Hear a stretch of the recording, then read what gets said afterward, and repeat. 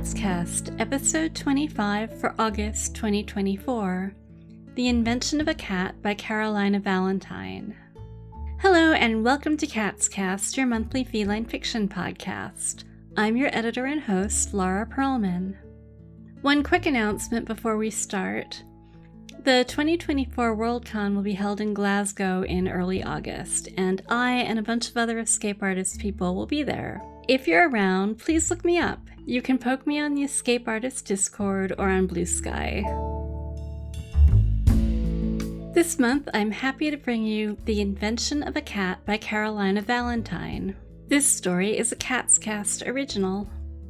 Our author this week is Carolina Valentine. Carolina's bio includes a bit of a spoiler for today's story, so I'm going to read it at the end of the episode instead of the beginning. Our narrator this week is Laura Pearlman, who is reading this bio out loud to you right now. She's the editor of this very podcast. Her short fiction has appeared in Nature, Shimmer, Flash Fiction Online, and a handful of other places. She has a tragically neglected blog called Unlikely Explanations, and can be found on Blue Sky at laurasbadideas.bsky.social. Now grab a ball of your finest yarn and listen closely, because there's something we need to tell you.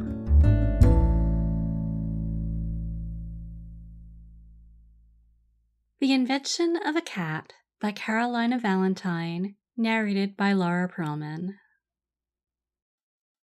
The haunting had started at 2 a.m. and my local Joann didn't open until 9. I was in the parking lot at 8:30, and while several Joann employees passed by my car on the way to the doors, I kept scrolling on my phone, feigning disinterest, instead of begging to be let in early. Even after the night I'd had, I wasn't going to be that customer. I focused my bloodshot eyes on the featured article in the Journal of Theoretical Witchcraft, something about the potency of blood moon spells, and checked once or twice on the spectral wound I'd slathered in dubious Taint-Be-Gone and expired Neosporin. Despite the mustiness of the gauze wrapping I'd found for it, the 4 claw-like marks probably wouldn't fester. In theory. Which is what I did. Theory. Last night I'd had everything set up. Tidy desk, organized notes, alphabetized references. The paper, which I hoped to submit to Theoretical Witch, had been writing itself. Even focused on my work as I was, I'd noticed the swish of the living room curtains. In my still silent house, with the windows shut and hearth flue closed, nothing should have been stirring. But I'd ignored it. Although I liked to have all my dishes done, the couch blankets folded, and the rugs arranged just so before I sat down to work, I could handle disruptions in my workspace. A little swish from some interloper wasn't going to put me off the 7 principles of immateriality. Then, footsteps. Claw steps, really. They'd tip-tapped across my polished wood floors, heading for the kitchen.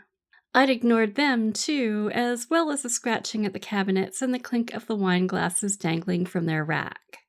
When one fell and shattered like a bomb, I'd let it go. And the next one. Paying attention to spirits only made things worse. In theory. See Principle of Immateriality number 5, attention makes things more real. I'd put my attention on my work and pretended not to hear the slowly building ruckus in the kitchen. Cabinets had opened. Tupperware had tumbled to the floor. The dishwasher had been interrupted mid-cycle, and its hiss of steam had been echoed by an unearthly hiss that had made the hairs on my not turning toward the kitchen neck stand up. All was well, I'd told myself. In the morning, the spirit would be gone like a bad dream, and I'd have a paper drafted. But then, the thing had slunk toward my writing desk. I'd heard its claws catching on the rug, felt its energy humming at my feet. The lightest thump had indicated its arrival atop my desk. My fingers had slowed, then stopped, resting on my keyboard. A feathery brush over my arm. A wobble from my teacup. A faint, curious chirp. The teacup had wobbled again and, before I could do more than shout, toppled. Tea had slopped all over my notes, spreading faster than a tsunami, smearing ink, dissolving paper, dripping over the edge of my desk to the floor. I'd had it then. Principle number 5 be damned. I dug on a broom and whatever ousting powders and herbs my mother had last given me. Principle number 8 was about to be written. Alas, a theoretical witch versus a clever, invisible, mostly incorporeal spirit was not a fair fight. Not even in theory. Which was why I was parked outside the Joann watching the clock while the spirit was lounging somewhere in my semi-destroyed house, probably smirking. I deemed 9:06 a more than respectable time to go inside, and as I crossed the parking lot at a brisk trot, I girded myself for the impact. The sheer amount of stuff nearly bowled me over anyway. I stopped just beyond the doors, trying to process the lightly ordered chaos. There were mugs and dishes and towels and candles and wreaths for some indeterminate holiday, and that was just on the first few tables. On my right towered shelf after shelf of different fabrics. Bolts of velvet mingled with fleece and dinosaur-patterned polyester. Tulle draped to the floor like some princess had been sucked into the rack. On my right bloomed a cacophony of fake flowers, red, orange, white, roses, daffodils, orchids. The greenery was so dense I sidled away from it, lest a vine reach out to ensnare me like the imagined princess. My cousin had won a fey riddle contest with flowers from Joann, but she was a practicing witch, at home among this wilderness. I tried to remember my early lessons in practical magic. Catching a spirit was basic witchery, and you always needed a jar. The signs high up on the walls reading, "Stitch it, craft it, knit it," didn't help, so I picked a direction and started walking. When I finally stumbled across an aisle sparkling with glass jars, 2 women stood talking in the middle. Not needing to interact with anyone today, I turned to go. But one said, "Are we in your way, dear?" I made a small, "No, not at all" sound, added an unpracticed smile, and joined them near the medium-sized jars. Glass, crystal, screw-on lid, snap-on lid, heat-resistant, freezer-safe. The options were overwhelming. Slowly, I pulled out my phone. Maybe a witch forum had a recommendation. "I'd go with the crystal, Tab," one of the women said to the other. "I've never known a water elemental to shatter it." "Well, I suppose you're right," replied the other woman, Tab. She selected 2 crystal jars with screw-on lids and put them in her basket. It looked like a practiced gesture. "Excuse me," I said, before I could think better of it. The women looked at me. Both were older than I was, in their 50s or 60s. Tab was white and short, the other woman East Asian and slightly taller. "Can I ask you something?" The East Asian woman smiled. "Sure, dear." I briefly explained my night, receiving sympathetic, "That's too bad," and "Up all night" responses, which, embarrassingly, nearly brought me to tears, and showed them the one blurry photo I'd managed to snap. The spirit, outlined in moonlight, was barely visible. "I don't know, Borum," Tab said, frowning at the photo. "I haven't seen a spirit like this before." "Me neither, but you'll definitely want to be able to seal whatever you catch it in." They strolled down the aisle, debating various jars. I trailed behind them, vaguely wanting to take notes. But they'd taken my phone for the photo. At one point, a Joann employee stopped by to ask if we needed help. Imani, according to the name tag on her apron. She was on her way to the back, but weighed in on the jar selection, agreeing I should try 3 different kinds: classic glass, enchanted crystal, and a new rune-etched plastic. She added, "Best bring it in when you catch it, honey. We'll be able to get you set up with banishing materials once we have a better sense of what it is." I left Joann with the jars, some Beltane incense, on sale for 15% off, a spool of golden thread, and a certain spring in my step. There was, I decided in the car, something very comforting about receiving advice from older women who touched you on the arm and called you dear. If only I had known. First, I should have made my net in the car. I should have unspooled the golden thread and twisted the star-shaped loops and tied the 3x3 knots in the parking lot of Joann. I should have pulled into a gas station, a truck stop, a neighbor's driveway. I should not have sat down in my living room, smirked in the direction of where I thought I saw the spirit, and spread my shining thread on the rug. I don't know how much thread the thing shredded with its claws, nor do I know how many yards of it got unspooled during our little game of chase. The spool disappeared at one point and declined to reappear. See principle of immateriality number 2. Anything may become immaterial once it has lost contact with the world. The incense, at least, slowed the spirit down, until the horrid creature took a swipe at the dish and sent smoldering potpourri all over the hallway runner. In that moment, I realized I had forgotten the spell to put out fires. I dived for the fire extinguisher before my house went up in flames, drowned in a deluge from the sprinklers, or both. I aimed some condensed CO2 at the damned spirit, too, muttering more curses, the normal kind, not the witch kind, when I heard an ethereal rumble that strongly signaled delight. I gave the thing another dose of freezing gas since it liked it so much. In the end, it came down to me, the plastic jar with the etched runes, the others having come to unfortunate ends already, and my broom. And it was I who strolled, smirking, into Joann an hour before closing, with the screw-on lid of my jar sealed tight and a cloud of white vapor sulking inside. True, it was a slow stroll, perhaps closer to a shamble, thanks to the fresh gashes on my upper thigh, but I had triumphed. When Imani beheld what was in my jar, however, she didn't point me towards an aisle and rattle off the banishing materials that would send the spirit on its way. Instead, she frowned. Her long gray braids swished across her apron as she tipped her head this way and that. My stomach sank. She didn't know what I'd caught. "Oh, not to worry, dear," she said, seeing my expression. "I'm sure we can figure this out." We did head for an aisle full of chalk and powders, some for embossing, some for warding, some for banishing, and Imani did select some items. But she didn't seem satisfied. Eventually another woman, a customer, joined us, and the two conferred. There was much shaking of heads and glancing at my jar. When a third woman joined us and declared with a sigh that she had never encountered a spirit like mine, Imani gave a tight smile.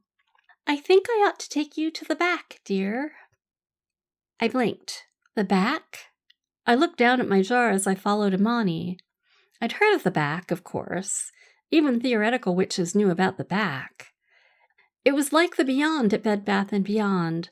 The cosmic sorcerers on Reddit couldn't shut up about the Beyond. But the back was even more mysterious. I'd never heard of a customer stepping foot in the back.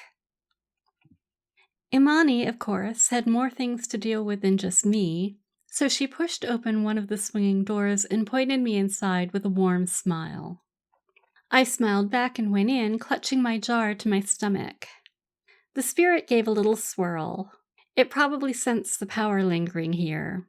The hum of leftover magic thickened the air and gave it a slight shimmer.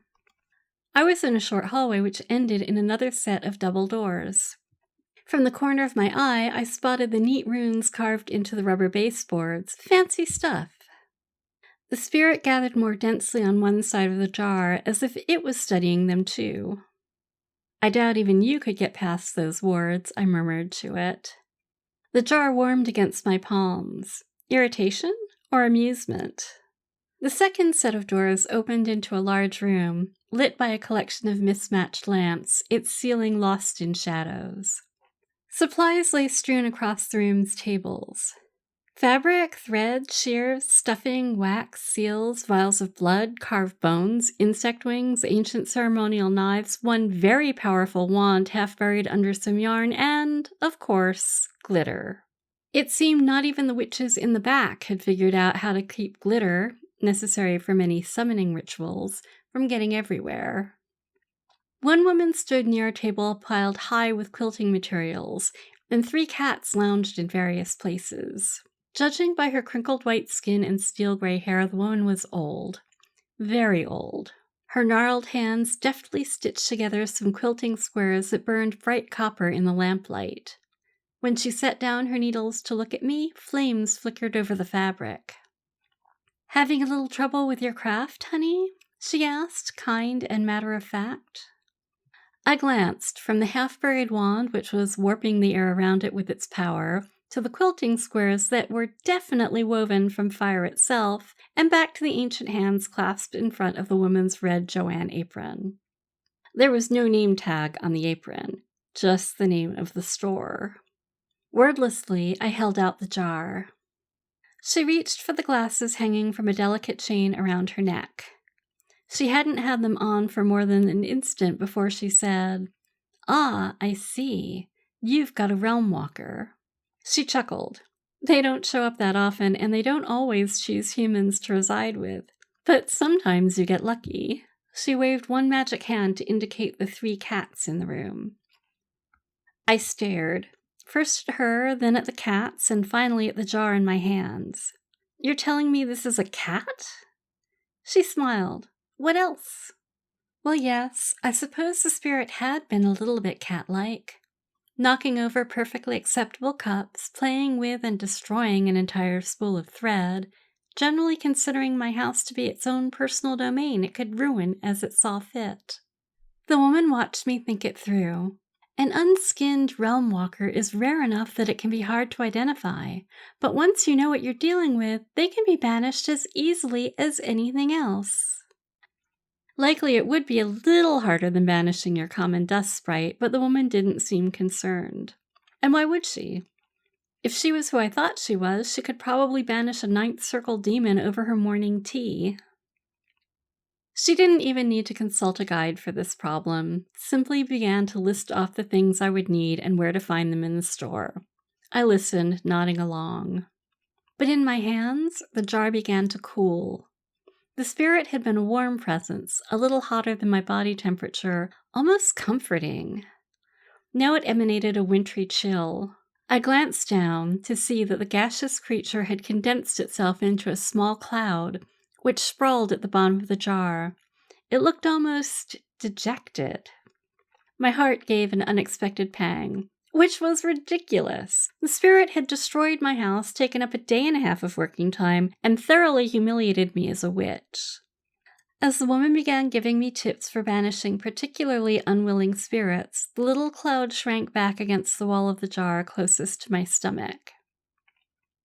I supposed it had been nice to get out of the house.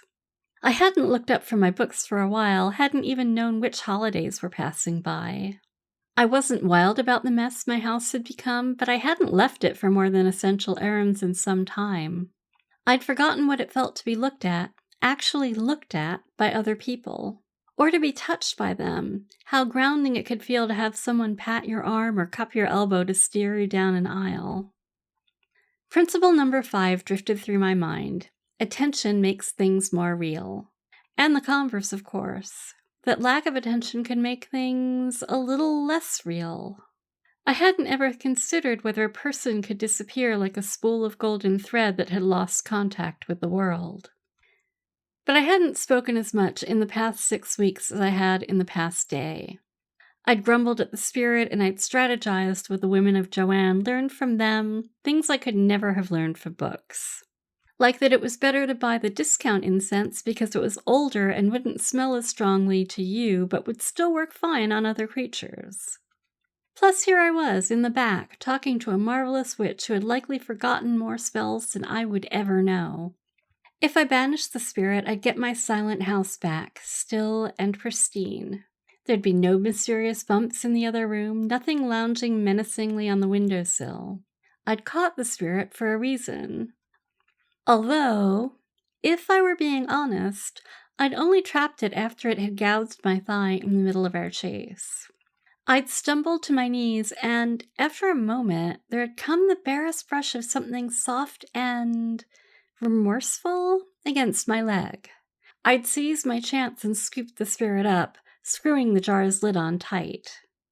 Now I gripped the freezing cold jar, tucking it closer to my body. And if I don't want to banish it? The woman didn't miss a beat. She gave me another smile, maybe accompanied by a pleased twinkle in her eyes. Well then, it must be skinned. Many realm walkers prefer to do it themselves. They shimmy into a tossed-out bath mat or a moth-eaten sweater and so on. but I've found that the ones that get attached to humans prefer finer accommodations. Are you familiar with a textile art by chance? Weaving? Knitting? Crochet, I said, absurdly relieved to feel the jar warm a few degrees. Oh, wonderful. The woman gestured to a cat coming to investigate my shoes. Ruination was crocheted. I bent down to stroke Ruination's gleaming black fur. The pure silkiness made me gasp. The woman gave a knowing nod. Bernat baby velvet yarn, near the knit it sign. Off you go. She made a shooing motion, and I obediently headed for the door. Thank you, I said, which felt inadequate given the strange warmth spreading through my heart. Of course, honey, don't be a stranger. At the door I paused. The woman had gone back to her quilting, supervised by Ruination. I drew breath to ask whether she was, the Joann. But inquiring into a witch's true name was terribly bad form, even if it was on the side of the building. So I left and aimed for the knit it sign. A bare minute into my perusal of the Bernat baby velvet selection, I could see myself spending far too much money on yarn in the near future. I idly mused about crocheting myself a new bedspread from the stuff, half watching the jar and the tentatively expanding spirit inside. When the white vapor was pressed against the front of the jar, perhaps interested in what I was looking at, I pointed to a lovely pale blue skein. What about this? Bengal blue. The jar vibrated gently, like a purr. Excellent. I grabbed the yarn, wishing I grabbed basket. Let's find some eyes next, then claws. 3 weeks later, we were back at Joann to pick up some materials for an experimental spell I'd been developing. Principle of Immateriality number 8 liked to come along, trotting beside me with all the self-importance of a scholar. I suspected he was more interested in being greeted by Imani and the other regulars, employees and customers, than helping me pick out what we needed. When he heard Tab and Borum chatting a few aisles over, he abandoned me while I debated between frost silver and moon silver embossing powder. Our ritual would take place at the blood moon, but moon silver felt a bit too on the nose. I put the frost silver powder in my basket next to the iron hinges Imani had recommended. We planned to open a door to one of Principal's favorite realms to visit. Glancing at my tea-stained list, knocking over my tea was Principal's favorite way of reminding me it was time to go to Joann, I mentally checked off everything and then went to hunt down my cat. I suspected he was haunting the bead aisle. He'd been angling for a new collar even though I'd just finished the protective charms on the one I'd made him 2 weeks ago. 3 collars ought to have been enough. In theory.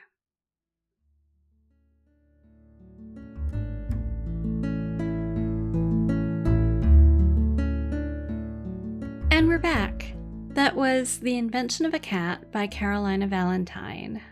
Carolina Valentine has spent many hours in her local Joann and believes she may even have met the Joann, although since it is rude to ask about a witch's true name, she didn't ask to confirm. She frequently goes with her younger sister, whose phenomenal skill in the textile arts inspired the skinning of Principle of Immateriality number 8. Carolina writes speculative fiction usually when she's supposed to be doing something else. Her work has also appeared in Strange Horizons and Diabolical Plots. Carolina had this to say about her story. This story was inspired entirely by the many trips I've taken to Joann with my younger sister, who is very skilled in several textile arts, including crochet. We frequently find strange and marvelous things in the aisles, and it wasn't a huge leap to create a magical Joann for a witch to wander through. Bernat baby velvet yarn, mentioned in the story, is wondrously soft, and I highly recommend buying a small skein to pet, even if you don't have anything to do with it, haha. In addition, the women of Joann are truly very kind and supportive people. They've never given me a wrong turn. The men we've met in Joann have been equally wonderful, if fewer in number. The narrator's first moments of being overwhelmed upon entering Joann were inspired by a few first-time Joann men's expressions.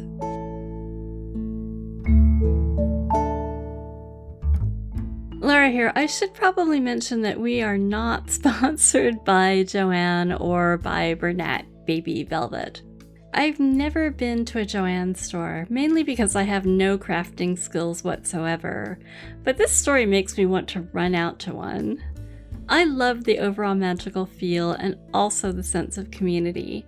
The principles of immateriality made a lot of sense in this story, and I'm glad our character was able to apply them to her own life. And of course, Principle of Immateriality number 8 is a great cat name. Carolina sent us a picture of her poodle, Jaja. Carolina has 2 dogs who are the best familiars a writer could have. They make their way into almost everything she writes in one way or another. Jaja, a standard poodle, is very pleased about that, as she is certain she deserves to be admired by the world. The other one believes she must come with Carolina whenever she adventures somewhere new, even in her imagination, for safety. However, she is a very private dog who is relieved to appear under pseudonyms and doesn't wish her photo to be published on the internet.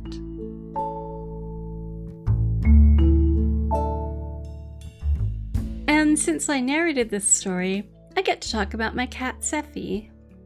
Sephi is short for Persephone, so named because she divides her time between the sunny living spaces of my house and the dark nether regions of my closet. Sephi was diagnosed with diabetes earlier this year and actually seemed to enjoy her twice-daily insulin injections, but she went into diabetic remission a few months ago and no longer needs them. Sephi is a very polite cat. Today's cover art is based on a photo called Cat in a Jar by Sarah Ross.